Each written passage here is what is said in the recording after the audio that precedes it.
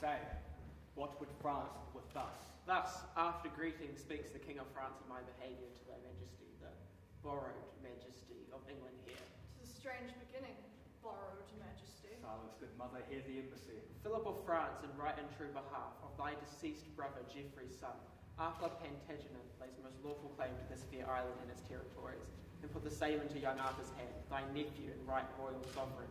And what follows if we disallowed this? The proud control of fierce and bloody war to enforce these rights so forcibly withheld. Here we have war for war, blood for blood, controlment for controlment. So answer France. What now? Have I not said how that ambitious Constance would not cease till she had kindled France and all the world upon the right and party of her son? A strong position and our right for us. Your strong position far more than your right, else it must go wrong with you and me.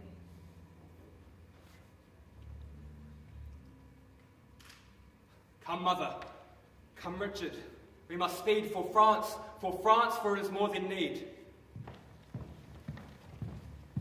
Arthur, thou goat forerunner of thy blood, of thy natural uncle, embrace him, love him, give him welcome hither.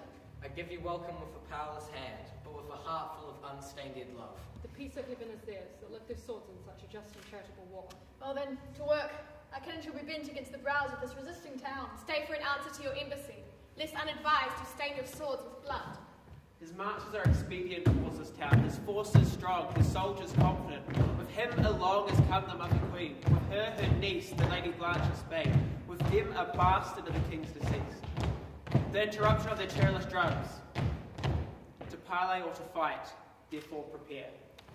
Peace be to France if France and peace permit. Peace be to England if that war return. From France to England there to live in peace. How come it then that thou art called a king? With living blood doth in these temples beat, which own the crown thou art masterest. Like thou dost usurp authority. Excuse, it is to beat usurping down. Yea! Who's it thou dost call usurper, France? Let me make answer, thy usurping son. Insolent! My being was ever thy son as true as thine was to thy husband. Peace! Hear the crier! I do defy thee, France. After a Bretagne, you'll teach my hand. Submit thee, boy. Come to thy grandam, child. Do, child. Go to it, grandam, child. Give grandam kingdom, and it, grandam, will give you a cherry, a plum, and a fig. Good, my mother, peace. I would that I were low laid in my grave. I'm not worth the coil that's made for me. His mother shames him so. Poor boy, he weeps. Now shame upon you, where she doesn't know. Thou monstrous slanderer of heaven and earth! Thou monstrous injurer of heaven and earth, call not me slanderer. Thou and thine usurp the dominations, royalties, and rights of this oppressive boy. This is thy eldest son's son, the canon of the law. Gentlemen, I have have but this to say. That he is not only plagued for her sin, and all for her, a plague upon her. Thou unadvised scold I can produce, a will that bars the title of thy son. Aye, who doubts that? A will, a wicked will, a woman's will, a candid grandam's will. Peace, lady. Pause or be more temperate. The title they admit, Arthur's or John's. You loving men of Angers, Arthur's subjects. Our trumpet has called you this gentle parley. For our advantage, therefore hear us first, before the prospect and eye of your town have hither marched to your endamagement. You men of Angians, open wide your gates to enter conquerors and proclaim Arthur, Bretagne, England, king, and yours. Heralds, from off our towers behold, blood hath brought blood, and blows answered blows. Strength met with strength, and power confronted power. We hold out on for neither, and yet for both. Speak, citizens, for England. Who's your king? The King of England, when we know the king. Speak on with favour, we're bent to hear. That daughter there of Spain, then that Lady Blanche, and of Louis the Dauphin, and that lovely maid. To these two princes, if you marry them, in moral fury half so peremptory as we to keep the city. Son, listen to this conjunction. Make this match. Speak, England first. They have been fought first to speak unto the city. What say you? If let the Dauphin there can in thy princely book of beauty read I love, her dowry shall weigh equal with the queen. What sayest thou, boy? Look in the lady's face. I do, my lord, and in her eye I find a wonder, or a wondrous beauty. My uncle's will, in this respect, is mine. Philip of France, if thou be pleased withal, command thy son and daughter to join hands. It likes us well. Is not the Lady Constance in this troop? I know she's not. If this match made up, the prisons would have interrupted much. Where is she and her son? Tell me, who knows? She is sad and passionate at her highness's tent. And, by my faith, this league that we have made will give her sadness very little cure. Brother of England, how may we content this widow lady? You shall heal up all. Call the Lady Constance. Mad world, mad kings, mad composition. Gone to be married. Gone to swear a peace. False blood to false blood joined. Gone to be friends. Louis married Branch. Oh boy, then where art thou? France, friend with England? What becomes of me? I do beseech you, madam, be content. Thou art fair, and at thy birthday, boy, nature and fortune join to make thee great. Thou mayest. Thou shalt. I will not go with thee. I will instruct my sorrows to be proud. Here I in sorrow sit. Here is my throne. Bid kings come bow to it. 'Tis true, fair daughter, and this blessed day ever in France should be kept festival. A wicked day, and not a holy day. You have beguiled me with a counterfeit resembling majesty, which, being touched and tried, proves valueless. You are forsworn. Forsworn, you came in arms to spill mine enemy's blood, but now in arms you strengthen it with yours. The crippling vigour and rough frown of war is cold in enmity and painted peace. Lady Constance, war! peace! War, no peace! Peace is to me a war upon my stars, thy fortune and thy strength, and dost thou now fall over to my cause? We like not this, thou dost forget thyself. Be removed from me. Here comes the Holy Legate of the Pope.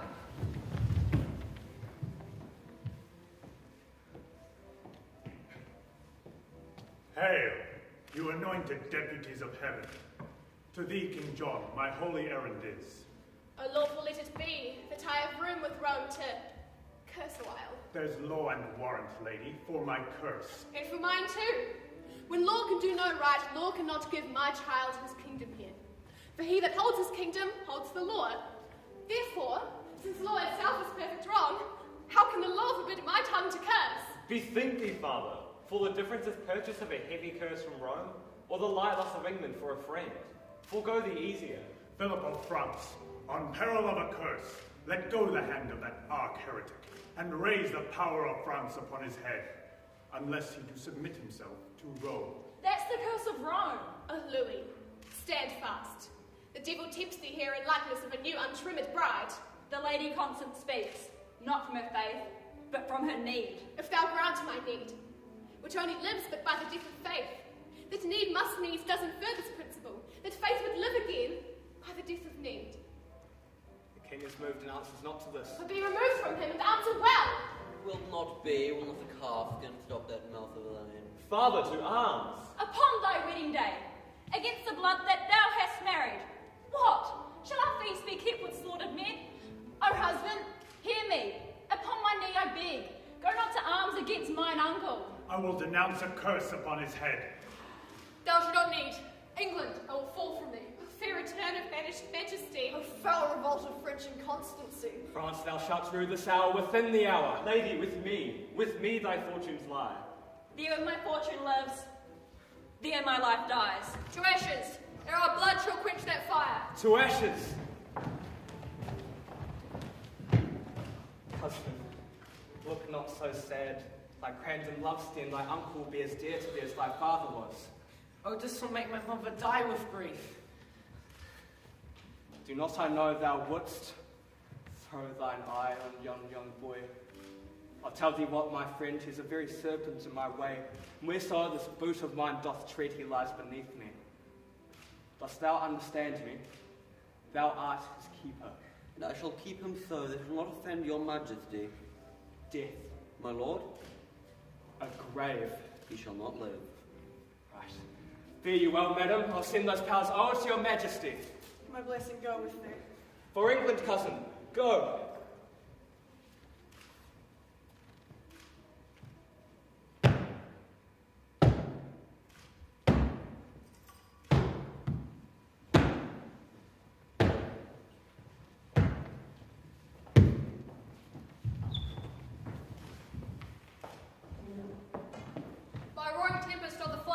courage and comfort. All shall yet go well. What can go well when we have run so ill? Are we not beaten? Is not Angiers lost? Arthur taken prisoner? Look who comes here. A grave unto a soul, holding the eternal spirit against her will, in the vile prison of afflicted breath. No. Now I see the issue of your peace. Patience, good lady. Comfort, gentle Constance. I defy all counsel, all redress. But that which ends all counsel, true redress. Death. Death, oh amiable, lovely death. Thou hate and terror to prosperity, and I will kiss thy detestable bones, and wring these fingers with thy household worms, and stop this gap of breath with fulsome dust, and be a carrion monster like thyself. Fair affliction, peace. No! No, I will not having breath to cry.